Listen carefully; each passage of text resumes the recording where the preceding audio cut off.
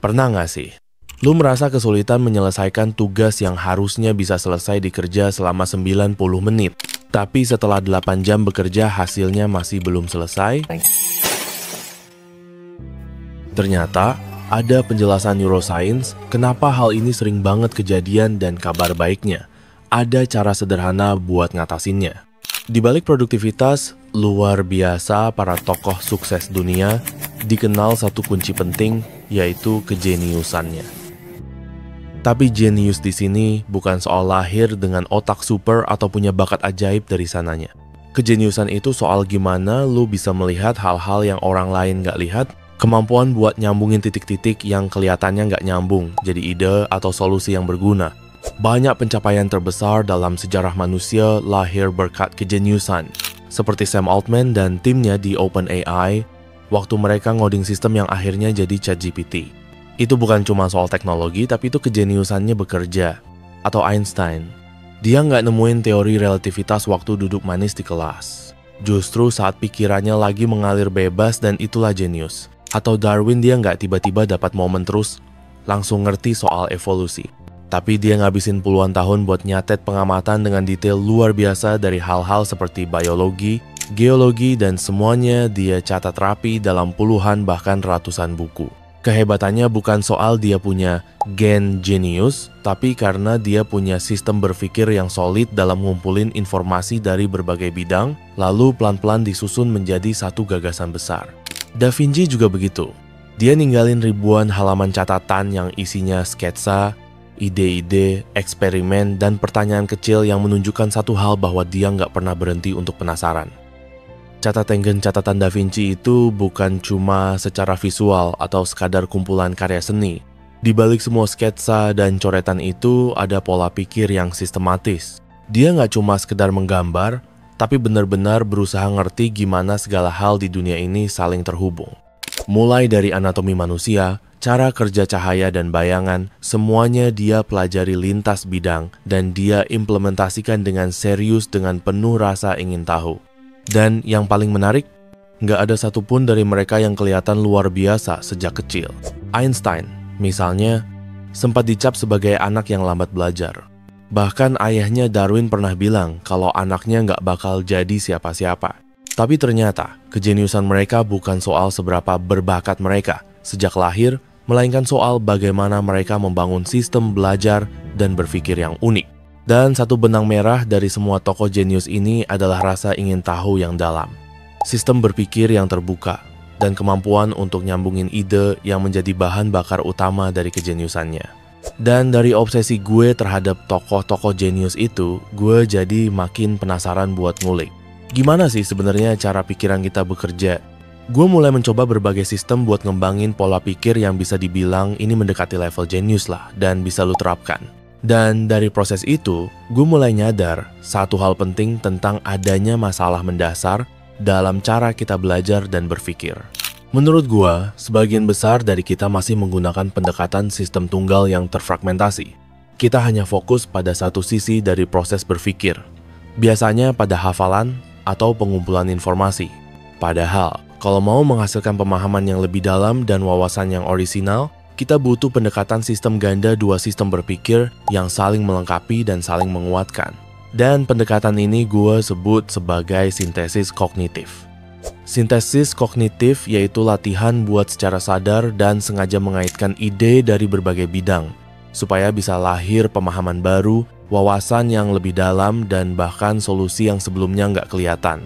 Bukan cuma soal pengetahuan, tapi soal pola pikir. Lo dilatih bukan buat sekadar ingat, tapi buat melihat hubungan, menemukan makna, dan membangun perspektif yang utuh. Jadi menurut gue, pertanyaannya sekarang bukan lagi apakah lo cukup pintar, tapi lebih ke apakah lo udah pakai sistem berpikir yang tepat. Di video kali ini kita bakal ngulik detail tentang bagaimana menerapkan sistem rasa ingin tahu yang mendalam dan kemampuan buat nyambungin informasi sehingga menciptakan ide-ide yang baru. Tapi sebelum kita lanjut ke caranya, jangan lupa klik subscribe dulu ya. Dan selamat datang di segmen Ruang Mindset. Ayo, langsung masuk ke pembahasannya. Jadi hal pertama yang perlu lu pahami dulu adalah satu prinsip penting ini, bahwa Otak kita jauh lebih mudah memahami sesuatu ketika informasi itu dihubungkan satu sama lain dan ketika lu pahami lebih dalam konteksnya dengan tepat. Belajar itu bukan soal ngumpulin potongan informasi, tapi soal nyambungin potongan-potongan itu jadi satu gambaran yang utuh dan bermakna. Dan ini bukan cuma teori semata, tapi ini realita bagaimana cara kerja otak kita. Misalnya, lu lagi belajar fisiologi dan lu nemuin kalimat gini, unit fungsional terkecil dari ginjal adalah nefron. Sebagian besar orang akan berhenti sampai di situ aja. Mereka cuma menghafal kalimatnya tanpa benar-benar berpikir lebih jauh seperti, kenapa nefron disebut unit fungsional? Apa aja bagian-bagian nefron dan apa fungsinya? Gimana hubungan kerja nefron dengan organ lain? Ini kesalahan umum yang sering terjadi, apalagi saat pakai metode belajar kayak flashcard. Bukannya membangun pemahaman menyeluruh, tapi mereka malah cuma nempel fakta di kepala kayak tempelan note dan tanpa koneksi antar satu fakta dengan fakta lainnya. Masalah utama dari kebiasaan itu adalah menghafal tanpa pemahaman. Lu hanya menghafal kalimat, bukan makna di baliknya. Dan akibatnya, karena lu cuma hanya hafal permukaan, lu harus membaca ulang informasi itu berkali-kali saat butuh mengingat itu lagi. Itu karena otak lu nggak punya pegangan makna di dalamnya. Akhirnya yang terjadi apa? Lu hafal bahwa nefron sama dengan unit terkecil ginjal, tapi lu nggak tahu apa maknanya, fungsinya, dampaknya, bahkan kenapa itu penting. Dan begitu ketemu soal yang butuh pemahaman lebih dari sekadar definisi, lu langsung blank. Tapi bandingin kalau lu pakai pendekatan sebaliknya, misalnya, lu pahami dulu kedalaman maknanya, baru hafalkan. Contohnya masih tentang nefron. Coba katakan ke diri lu sendiri. Oke, nefron itu bagian dari ginjal yang menyaring darah. Setiap nefron menyelesaikan satu siklus penyaringan mulai dari menyaring, menyerap kembali zat-zat penting, sampai membuang sisanya sebagai urin. Karena dia melakukan seluruh proses fungsional ginjal secara lengkap, makanya dia disebut unit fungsional. Dengan memahami konteks kayak gitu, lu nggak cuma hafal kata nefron, tapi lu paham kenapa itu penting, gimana cara kerjanya, dan apa hubungannya dengan sistem tubuh lainnya. Dan saat lu udah ngerti maknanya, lu pasti bakal jauh lebih mudah mengingat fakta spesifik itu, bahkan tanpa harus mengulang-ulang lagi. Jadi intinya adalah, pahami dulu, baru hafalkan. Kalau lu paham dulu konteksnya, bahkan kalau lu lupa istilahnya sekalipun, lu pasti tetap akan ngerti isi dan logikanya. Dan lu bisa dengan mudah menelusurinya kembali tanpa mulai dari nol kembali. Hal kedua yang perlu lu pahami adalah pentingnya sistem berpikir yang saling melengkapi. Jadi pertama kita perlu paham dulu apa arti dari sistem berpikir ini. Gue membagi sistem berpikir kita menjadi dua bagian, yaitu otak basis data dan otak spasial. Pertama, otak basis data. Otak basis data itu kayak perpustakaan internal lu.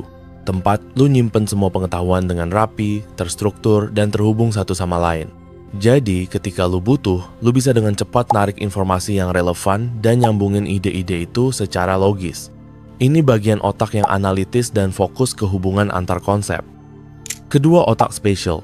Otak spatial ini lebih ke sisi visual dan intuitif lu. Disinilah lu mulai ngerangkai ide dan membayangkan pola-pola besar, serta melihat koneksi yang mungkin gak bakal ketangkep kalau lu mikirnya cuma secara lurus-lurus aja. Ini bagian yang lebih bebas, kreatif, dan seringkali jadi sumber dari aha moment, di mana momen waktu lu tiba-tiba nemu ide yang mind-blowing. Dan yang menjadi kekuatan adalah, di saat lu bisa menggabungkan dua pendekatan, yaitu struktur dan kreativitas, disitulah wawasan tingkat jenius muncul. Otak basis data ngasih lu bahan mentah dan koneksi-koneksi logis. Sementara, otak spatial bantu lu melihat pola dan wawasan yang biasanya nggak akan muncul kalau lu cuma mikir satu arah saja. Dengan melatih dua jenis pemikiran ini, lu sebenarnya lagi menulis ulang otak lu, biar bisa mikir lebih luas. Jadi mari kita kupas lebih dalam tentang ini. Lu bisa banget manfaatin teknologi. Dan di video ini gue nggak akan bahas tentang lu harus menjauhi distraksi, mematikan HP, atau berhenti scrolling. Justru sebaliknya, teknologi itu bisa jadi keuntungan lu, asal lu tahu gimana cara menggunakannya. Masalahnya bukan di teknologinya, masalahnya ada di gimana lu memperlakukan teknologi itu Apakah lu jadi budak notifikasi? Atau lu yang ngatur ritme dan arah penggunaannya? Sebelum itu disclaimer dulu, ini bukan iklan ya. Gua nggak disponsorin sama sekali sama pihak Obsidian atau dapat apapun dari mereka. Gue cuma bener-bener pengen sharing karena menurut gue tools ini beneran ngebantu banget. Gue nggak bisa ngasih tutorial lengkapnya karena ini bukan video tutorial. Gue hanya memperkenalkan ini sebagai media belajar lu. Kalian bisa cari dari berbagai platform jika ingin tahu lebih detailnya. Untuk ngatur pengetahuan itu, gue pribadi pakai Obsidian. Yang bikin tools ini powerful adalah bukan cuma karena dia bisa nyimpen informasi, tapi karena dia bisa membantu lu nyambungin informasi ke informasi lainnya. Dan ini sebenarnya penting banget, karena di level berpikir ini, yang bikin beda itu bukan seberapa banyak lu tahu, tapi gimana lu nyambungin apa yang lu tahu. Jadi, hal pertama yang bisa lu lakuin adalah brain dump dan nyambungin catatan. Contohnya, misalnya lu lagi scroll Instagram dan menemukan reels soal branding yang isinya sebenarnya bisa berguna buat lu nanti. Kalau versi lama dari gue sendiri, biasanya cuma klik save di pojok kanan terus ya udah, kelupaan gitu aja. Pasti kalian juga gitu kan, coba jujur deh, kapan terakhir kali lu bener-bener buka lagi item yang lu save di Instagram? Masalahnya, belajar itu sebenarnya terjadi pas kita ngelakuin sesuatu dengan informasi itu. Kalau lu cuma tahu doang tanpa ngapa-ngapain, itu sebenarnya nggak ada artinya. Nah, sekarang gue harus mulai ngelakuin hal yang beda. Setiap kali menemukan informasi yang berguna, gue langsung bikin catatan baru di Obsidian. Dan tulis detailnya. Tapi yang paling penting adalah jelasin kenapa ingin menyimpan informasi itu dan kenapa itu relevan buat gue. Soalnya pasti sering banget lupa alasan awal kenapa itu disimpan. Meskipun cara ini terdengar sederhana, tapi ini sebenarnya bikin jaringan pengetahuan lu jadi hidup dan tumbuh. Dan dari situ, lu mulai lihat koneksi-koneksi yang sebelumnya nggak pernah kepikiran. Teknik ketiga adalah membangun kebiasaan belajar yang teratur.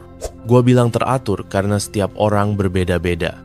Ada yang suka belajar tiap hari, ada juga yang lebih suka fokusin waktu belajar di akhir pekan, atau di hari-hari tertentu yang mereka pilih.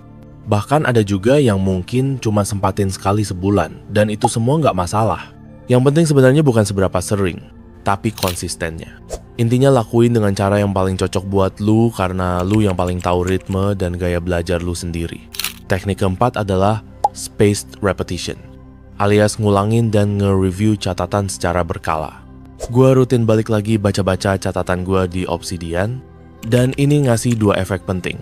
Seperti membantu gue makin nempel sama ilmunya di kepala. Dan sering banget malah munculin koneksi-koneksi baru seiring pemahaman gue yang makin dalam dari waktu ke waktu. Salah satu fitur dari Obsidian adalah gimana dia bisa memvisualisasikan cara lu berpikir. Karena lu bisa saling nge-link antar catatan dan bahkan satu catatan bisa nyambung ke beberapa topik lain. Jadi itu seperti lu bikin jaringan ide yang kelihatan jelas lewat graph view. Dan ini bukan cuma buat gaya-gayaan atau estetik semata. Tampilan itu sebenarnya nunjukin arsitektur pikiran lu, itu seperti ngelihat benang-benang tak terlihat yang nyambungin ide-ide lu. Pendekatan ini sebenarnya gabungan elemen dari metode Zettelkasten dengan teknik linking modern yang akhirnya membentuk sesuatu yang disebut sebagai map of content. Tapi yang paling penting adalah seiring jaringan pengetahuan ini tumbuh, lu mulai bisa ngelihat dengan jelas celah-celah dalam pemahaman lu. Karena visualisasinya nunjukin area mana yang padat koneksi dan mana yang masih jarang tersentuh sehingga itu bisa jadi petunjuk buat lu untuk arahin proses belajar lu ke depannya. Menurut gue, ini ideal banget buat ngebangun otak database yang beneran powerful.